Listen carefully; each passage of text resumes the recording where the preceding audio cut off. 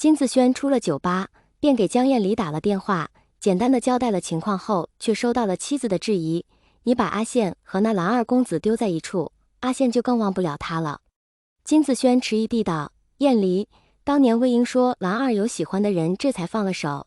可这些年我们从未听说过蓝二有过女朋友或者未婚妻，你不觉得很奇怪吗？而且今晚蓝二的反应也有些奇奇怪怪的。金子轩觉得一个正常男人是不会怀疑他给魏婴翻个身是想睡他的。江燕离闻言一愣，又听金子轩继续道：魏婴没见那蓝二公子将近3年，可依旧忘不了他，倒不如放他们两人相处一二。江燕离想了想，还是不放心，即便你说的有点道理，可要是阿宪有危险怎么办？他一个大小伙子和蓝湛待在一起，能有什么危险？蓝二少总不能把他……说到这，金子轩顿了顿，他的小舅子今天那软萌委屈的劲儿，不会真被蓝二睡了吧？只能保佑蓝二是个正人君子了。魏婴喝了太多酒，时至半夜便被尿意激醒了，迷迷糊糊在继续睡还是上厕所之间纠结了半个小时，最后一咬牙，掀开被子，准备下床上厕所，腿却碰到了2节不属于床的物事，人的腿。那人被碰到，下意识动了动腿，魏婴一愣，随后道：金孔雀，你还没走啊？那人方才靠着床头坐躺着，此时醒了，便转了个身在床沿上坐好，或许是靠得太久了，又用手扶住后脖梗，轻轻动了动脖梗。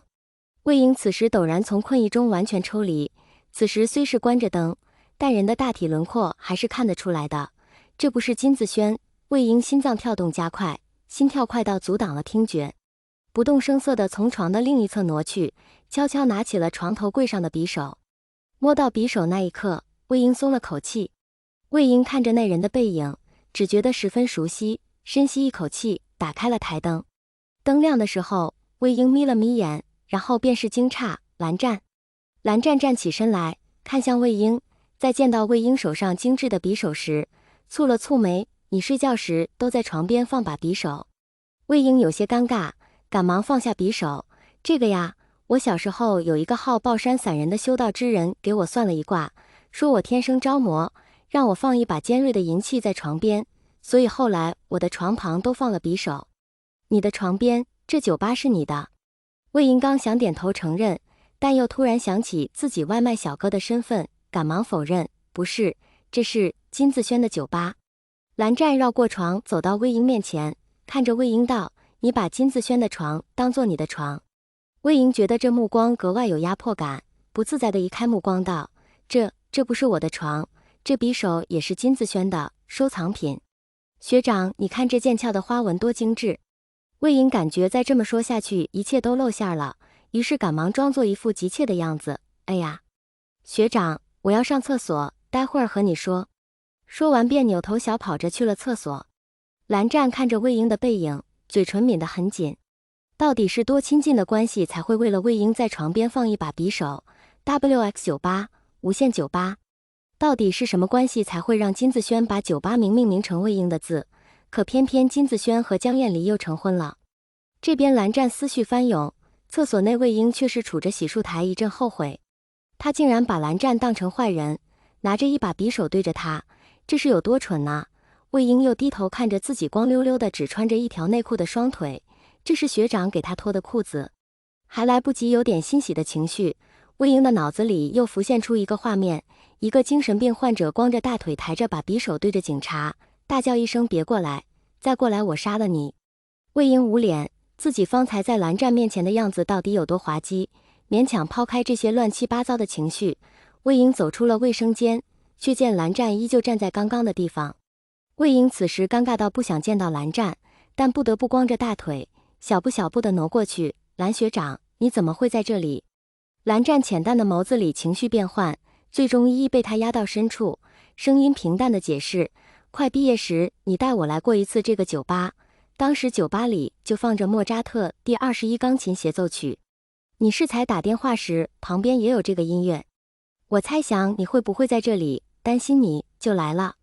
魏婴还在敬佩着自家学长的聪慧，却突然听到自家学长说出担心2字，心里一跳，不自禁低地眼神乱转。哈，我有什么好被担心的？顿了顿又问道：学长，金子轩呢？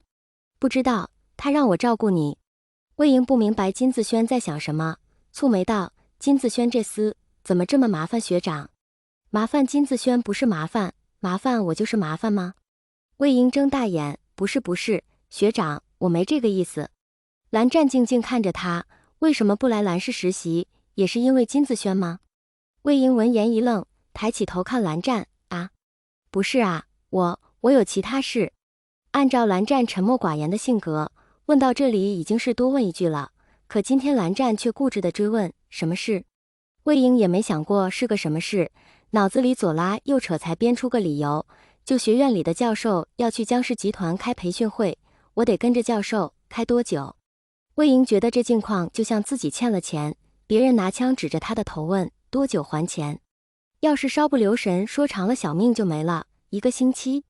蓝湛点头，1个星期后来蓝氏报道。啊？蓝湛不管他，只又问道，你经常住在金子轩这儿吗？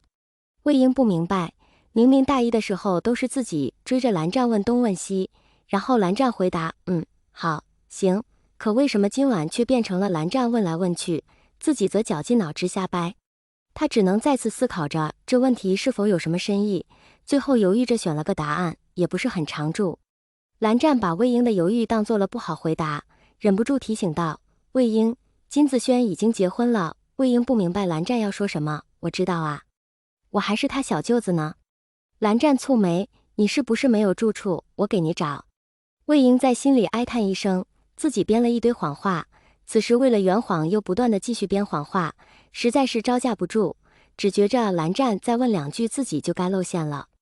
再加上看着蓝湛反复蹙起的眉头，魏英十分不舒服，于是魏英装模作样打了个哈欠，学长，我真的没遇到什么困境。这大半夜的，我们先睡吧。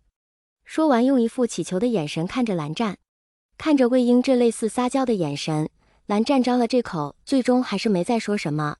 他怀疑魏英和金子轩的关系，但终究只是怀疑而已。魏英这副听不懂的表情，如果不是他刻意回避这些问题，那就是自己多虑了，勉强压下各种猜测怀疑，看着魏英爬回了床上，犹豫了一下道，你既没事，我就先回去了，记得1星期后来上班。魏英虽不想再与蓝湛交流下去，但哪里舍得学长就这么走了，闻言赶忙阻止道，学长，这里离蓝氏很近，这大半夜的就在这睡吧，你看这床也宽敞。说着还拍了拍宽敞的床。